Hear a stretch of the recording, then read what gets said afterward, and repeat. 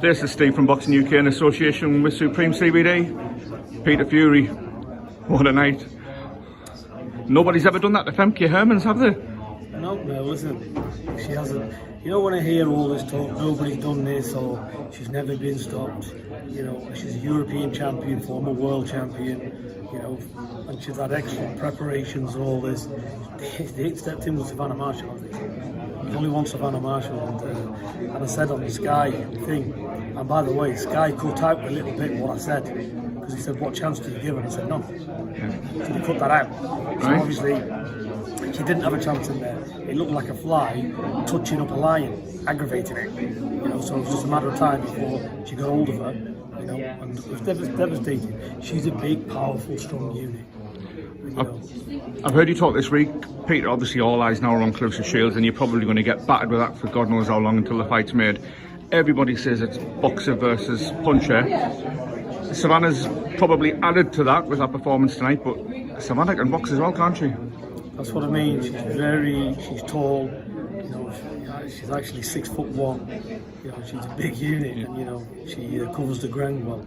She's a good, superb boxer, Savannah Marshall. I don't rely on power. You know, she's got some lovely moves, so she finds the range. But look, when you're up against an opponent that's no threat, you know, she can take chances. It's just a matter of touching her up, breaking her up, and that was it. And it went to plan. First round was a throwaway round. Second round, she established a jab. That was starting to work. And the third round, I said, just start closing it up now, and you'll catch her. She goes to her right hand, stunned her a bit. And that was it, it was a matter of time. Can I ask what your role's been this week, Peter, in preparing Savannah? Because in a way, it's not just been preparing her for the fight, has it? It's probably been preparing her for the Claressa Shields scrutiny. Claressa Shields been ringside. Claressa Shields going to give her the verbals. Has that been added pressure this week, or water off a duck's back to you both? I don't know. Look, it's bound to just have a little bit of something there, because obviously it is a big fight, you know, and it's going to cross her mind, you know, that, you know, well, I need to get through this one. But we've talked about it, you know, we've addressed it, you know, we've dealt with it. And that's the thing, you know, be prepared and be professional. Forget who's around you. So that's what we decided to do, and that's what she did. Can I ask you about the journey as well? We first met 4 years ago in the gym, and we spoke to Savannah. She was the quiet girl that was upstairs and came down, did her work, and went back upstairs. Can you talk about the journey that Savannah's been on with you over the past 4 years to get to this point, which is the biggest fight in women's boxing now, isn't it? Let's talk about your journey. I think I was the first one that invited you down, wasn't You were, Pete. I was going to put that at the end. First interview. I tell anyone that listens, this channel wouldn't exist if it wasn't for you, Peter. Right. Look where you are now. I said, good people flourish and give everybody a chance. You know, you was given a chance. Look what you've done here. So give everybody a chance. This is what boxing's about. This is what I like about the sport. Everybody deserves a chance. You know, I've had world champions, I've got world champions, and I've got somebody who's had a Congo, who's had 2, lost 2, not interested. He's got the same chance and the same respect as anybody to me. So I'm happy with everything, to be honest. Everybody's working, everybody's benefiting, so it's all good. You've talked about the love and care you have for your fighters as well, Peter. What's that like for you? Because obviously you've taken on Michael, 2 losses. Most people would go and write him off. I heard you talking earlier in the week about it's not about that. It's about working with these kids and giving them the chance. Same with April Hunter, coming off the bat of a loss. What does it mean to you to see your guys in there do the business? It's just a matter of turning them around and you know, giving them that opportunity. You know, a happy fighter is a dangerous fighter. You know, and that's all it is. You know, it's not waving no magic wand. You know, and it is. A lot of this is caring for your fighter, and you know the feedback you get from the fighter. I've got a good relationship with my fighters, all of them. You know, so that's it. You know, the fighter comes first. It's simple. Can you quickly talk us through Michael's win and April's win?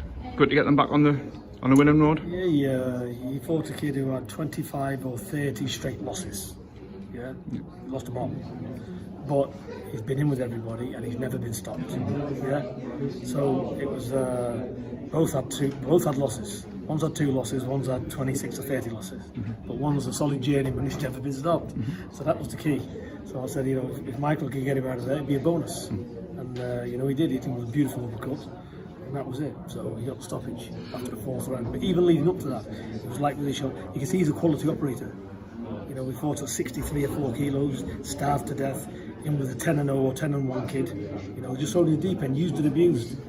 I don't use and abuse my fighters. I bring the best out of them. That's what he's got. And he performed like somebody who can actually fight. And that's the thing. That's what I get the most pleasure out of. You talk about that and the caring, Peter, and it sometimes doesn't equate with the no-nonsense character that you are.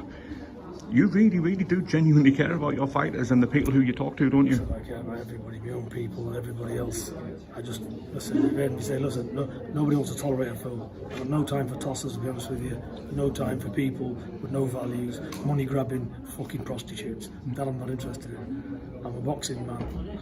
I like good people and I'm interested in my fighters doing well. It's all about the fighter. When they do well, I'm happy. When they do well, I do well. So listen, everybody does well. And I'm over the moon because that's what we're here to do.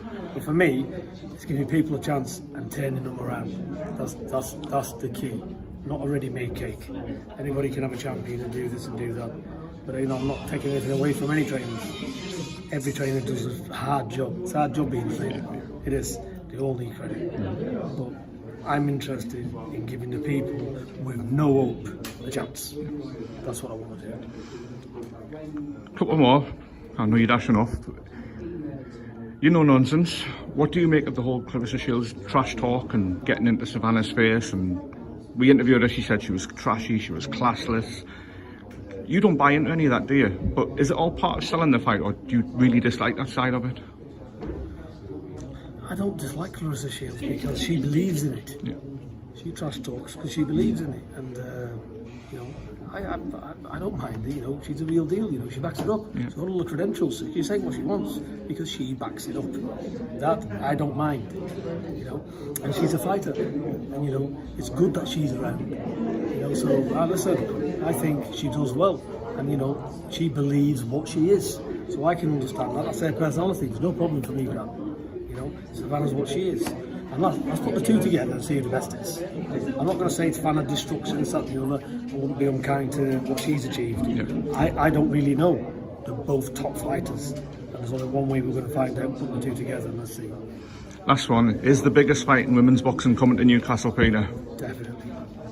Brilliant. We can't wait. Peter, on camera, I did say I would say it. I always appreciate your time. You've kept your word for 4 years with me and with the channel. So I appreciate that.